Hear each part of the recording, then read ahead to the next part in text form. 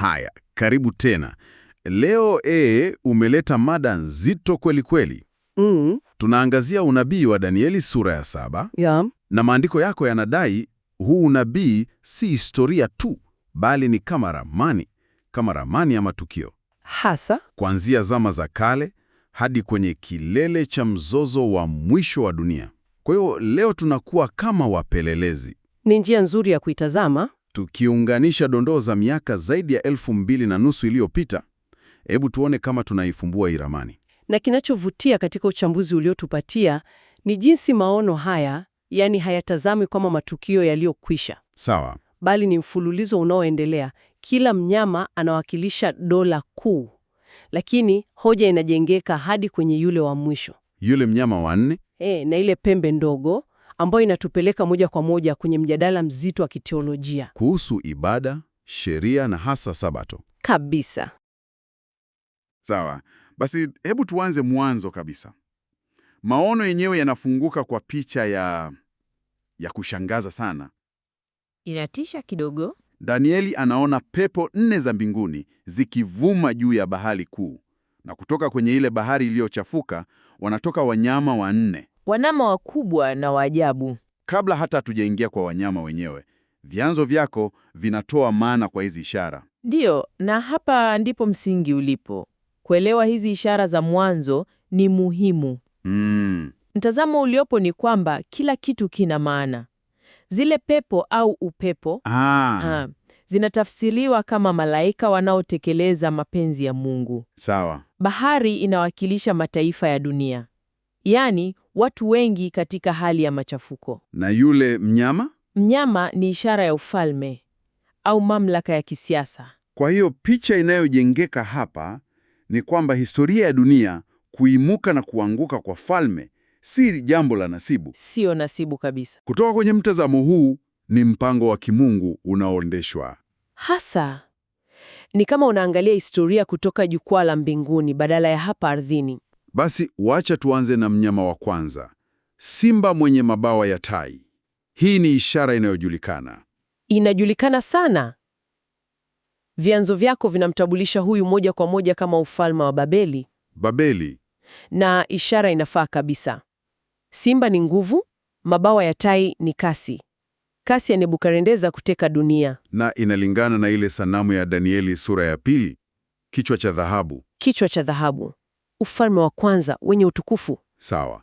Baada ya simba anakuja dubu. Huyu anaonekana si mjanja sana, lakini ana nguvu. Huyu dubu anawakilisha ufalme uliofuata, muungano wa Umedi na Waajemi. Umedi wa Ajemi. Na maandishi yanasema aliinuka upande mmoja, jambo ambalo linaashiria jinsi Waajemi walivyokuwa na nguvu zaidi kuliko Wamedi. Aha. Pia ana mbao 3 kinywani. Hizi zinatafsiriwa kama falme 3 alizozishinda: Babeli, Lydia na Misri. Kwa hiyo ni picha ya nguvu ya kikatili. Ya kikatili, lakini si ya hadhi kama Babeli. Kwenye sanamu hii ni ile sehemu ya fedha. Kifua na mikono ya fedha. Naona muundo unaanza kujitokeza hapa. Si orodha tu, bali ni mfuatano. Mfuatano wa kihistoria. Lakini mnyama wa 3 sasa anakuwa wa ajabu zaidi. Chui mwenye mabawa 4 na vichwa 4. Huyu ni wa kipekee kweli. Hii inasikika kama kiumbe kutoka ngano. Tafsiri iliyopo inamtambulisha kama ufalme wa Ugiriki chini ya Alexander Mkuu. Ugiriki? Na kila undani una maana. Chui ni kasi, mabawa 4 ni kasi isiyo ya kawaida. Kasi ambayo Alexander aliiteka dunia Chini ya muongo mmoja. Lakini vipi kuhusu vile vichwa 4? Hapa ndipo unabii unapokutana na historia kwa njia ya kushangaza. Kweli? Maandishi yanaeleza kwamba baada ya kifo cha ghafla cha Alexander, ufalme wake mkubwa haukwenda kwa mrithi mmoja. Uligawanyika. Uligawanyika kati ya majenerali wake wa 4 wakuu. Kasanda, Lysimachus, Ptolemy na Seleucus. Kwa hiyo vile vichwa 4 vinawakilisha falme 4 zilizotokana na ufalme mmoja. Ni usahihi unaosisimua Kabisa. Na inajenga hoja kwamba huu si mchezo wa kubahatisha. Inafurahisha jinsi vyanzo vyako vinavyopitia falme hizi 3 za kwanza, simba, dubu, chui, kwa haraka kiasi. Ni kama vinaweka msingi. Vinaweka msingi, vikithibitisha usahihi wa unabii ili kutuandaa kwa kile ambacho ndicho kiini hasa cha maono. Yule mnyama wa nne. Hasa Na huyu mnyama wa nne ni tofauti kabisa. Hana jina. Hana jina. anaelezwa tu kama wa kutisha na wa kuogofya na mwenye nguvu nyingi na meno ya chuma na pembe 10. Inasikika kama ndoto mbaya. Huyu ni nani sasa? Tofauti na falme zilizopita, Roma ilikuwa ni nguvu ya kijeshi ya kuponda na kusaga kila kitu. Kama miguu ya chuma ya ile sanamu. Hasa. Na uchambuzi unaenda mbali zaidi. Unasema ile miguu miwili inawakilisha kugawanyika kwa dola ya Roma. Roma ya magharibi na mashariki. Magharibi yenye makao makuu Roma na mashariki kule Konstantinopo. Na vipi kuhusu zile pembe 10? Hii ni ishara mpya. Zile pembe 10 zinafasiriwa kama falme 10, yani mataifa yaliyotokana na kuanguka kwa dola ya Roma ya magharibi. Chimbuko la mataifa ya Ulaya ya leo. Ndiyo, lakini hapa sasa ndipo kiini cha unabii kinapojitokeza. Sio zile pembe 10, Bali ni ile pembe ndogo. ile pembe ndogo inayochipuka kati yazo. Hii ndio inayovuta hisia zote. Subiri kidogo. Hoja hapa ni kwamba mamlaka ya kidini kwa namna fulani ilichukua nafasi ya mamlaka ya kisiasa ya Roma. Hiyo ni kauli kubwa sana. Na vyanzo vinatoaje utambulisho huu maalumu kwa upapa? Hiyo ndio hoja kuu. Maandishi yanatoa vigezo kadhaa. Kwanza, pembe ndogo ilitokea kati ya zile pembe, yani Ulaya. Sawa. Pili, ilitokea baada yazo, yani baada ya Roma kugawanyika. Tatu, ilikuwa tofauti, yani haikuwa mamlaka ya kisiasa tu, bali dini, siasa. Na 4, inasemekana iling'oa pembe 3. Hapa vyanzo vinataja historia, vikisema ili upapa upate mamlaka, falme 3 pinzani za Waariani, Waheruli, Wavandali na Waostrogoti ziliangamizwa. Sawa. Naelewa mantiki wanayoijenga, lakini unabii unaendelea kusema hii pembe ndogo inafanya mambo maalumu. Husema maneno makuu. Hii ina maana gani? Hapa sasa tunaingia kwenye teolojia.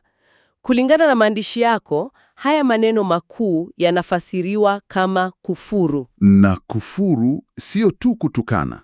Sio kutukana, ni mambo matatu maalumu. Kwanza ni mamlaka ya kibinadamu kujidai kuwa na hadhi ya Mungu hapa duniani. Sawa. Pili ni kudai uwezo wa kusamehe dhambi, jambo ambalo mtazamo huu unasema ni la Mungu pekee. Na la 3 linaonekana kuwa muhimu zaidi. Muhimu zaidi. Kutaka kubadilia majira na sheria. Hili wazo la kubadilisha sheria ya Mungu linaonekana kuwa ndio Daraja kabisa. linalounganisha unabii huu wa kihistoria wa Roma na mjadala mzito kuhusu Sabato, sivyo? Kabisa. Hili ndilo jambo la msingi. Hoja inayotolewa ni kwamba mamlaka haya yanayotambulishwa kama upapa wa Babeli yalibadilisha kimakusudi sheria ya Mungu. Hasa amri ya 4. Hasa hiyo, vyanzo vinadai kuwa siku ya ibada ilihamishwa kutoka siku ya 7, Jumamosi, ambayo kihistoria ilikuwa siku ya kuabudu jua katika dola ya Kirumi. Kwa mtazamo huu, hiki ndicho kitendo kikuu cha kubadili majira na sheria. Naona. Lakini uchambuzi huu unaenda mbali zaidi. Unasema Sabato yenyewe ni ishara ya kitu kikubwa zaidi. Ndiyo. Hapa ndipo penye utajiri. Vyanzo vyako vinasema Sabato sio tu saa 24. Sawa. Kwanza, inamwakilisha Yesu Kristo mwenyewe.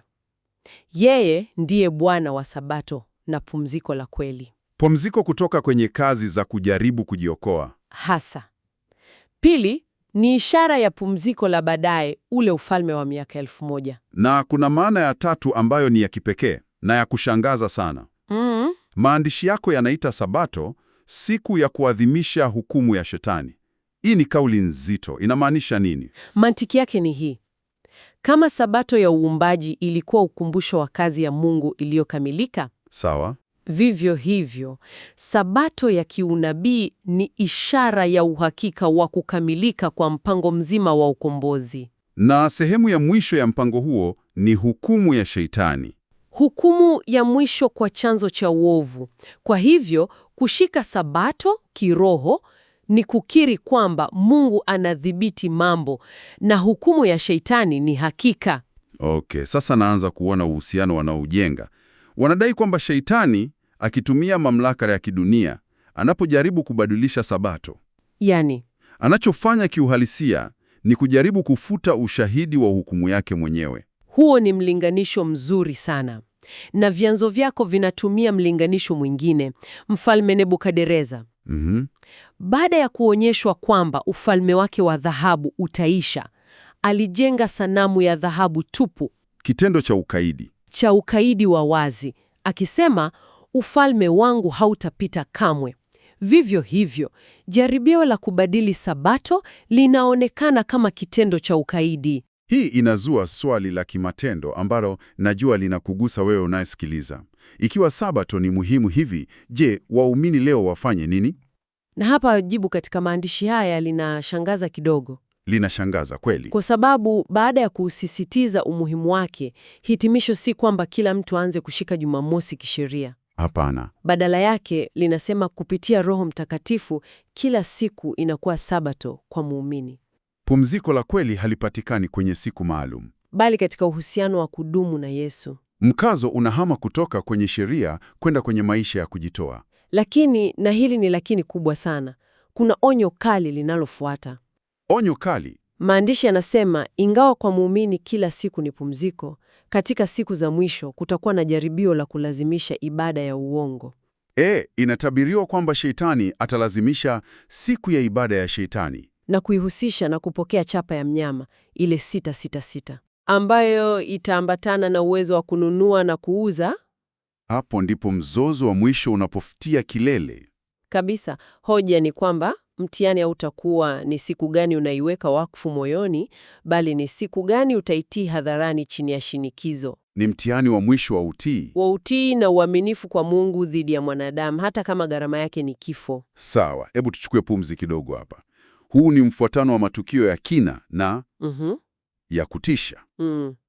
Vyanzo vyako vinaenda mbali zaidi na kupanga haya katika kile vinachokiita ire moja la mwisho, yaani miaka 7 ya mwisho. Hebu tupitie taratibu mfuatano huo. Sawa. Ile wiki ya mwisho imegawanyika. Miaka 3.5 ya kwanza ni kipindi cha mateso makubwa kwa watakatifu, Wale wanaokataa chapa ya mnyama. hasa wako mikononi mwa ile mamlaka inayoitwa Malaya wa Babeli.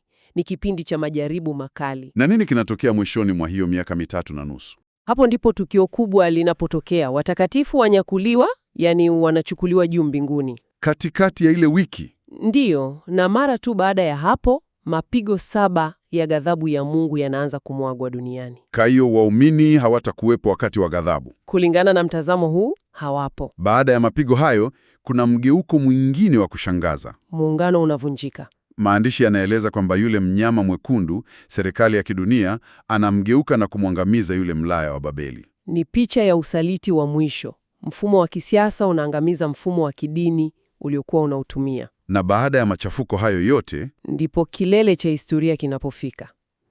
Yesu anarudi duniani. sio kwa unyenyekevu. Hapana, anarudi na majeshi ya mbinguni, anahukumu majeshi ya yule mnyama na hatimaye anamfunga Shetani mwenyewe. Hii inafungua mlango kwa enzi mpya. Enzi ya ufalme wa miaka 1000. Na katika kipindi hiki, inaelezwa wale watakatifu waliokufa shahidi wanafufuliwa na kutawala pamoja na Kristo. Ni kipindi kirefu cha amani na haki. Na mwisho kabisa wa hiyo miaka 1000, Inakuja hukumu wa kiti cheupe cha enzi, hukumu ya mwisho kwa wote. Na katika tendo la mwisho la ushindi, hata kifo chenyewe kinatupwa katika ziwa la moto. mwisho kabisa wa dhambi, mateso na kifo. Na kukamilika kwa uumbaji mpya. Kwa hiyo baada ya safari hii yote tunajikuta wapi? Tumeanza na simba Babeli, tukapitia dubu, chui, Na yule mnyama wa kutisha wa Roma. tumechambua pembe na hasa ile pembe ndogo. Hoja kuu kutoka kwenye vyanzo vyako inaonekana kuwa maono haya si tu somo la historia. Sio historia tu. Ni ramani inayoonyesha mzozo unaoendelea, unaofikia kilele kwenye vita juu ya nani na jinsi tunavyoabudu. Hilo ndilo jambo la msingi. Uchambuzi huu unasisitiza kwamba lengo sio tu kuelewa ishara hizi kwa akili, Kujua nani ni nani. yaani umuhimu wake halisi kulingana na maandishi haya ni wa kibinafsi.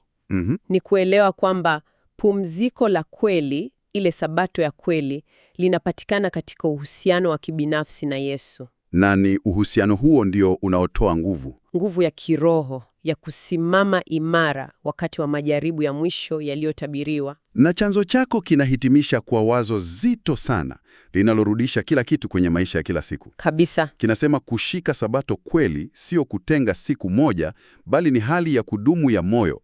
Nitanukuu moja kwa moja. Sawa. Ni yule tu anayeweza kushika kila siku kama siku ya saba, ndiye anayeweza kushika siku moja kama siku ya saba. Ni kauli nzito hiyo. Unapotafakari hili, fikiria swali hili. Katika ulimwengu uliojaa shughuli na mivutano isiyoisha, ingemaanisha nini hasa kuishi kila siku kama siku ya pumziko kuu na kujitoa wakfu, na jinsi gani hilo lingebadilisha mtazamo wako kuhusu muda wenyewe?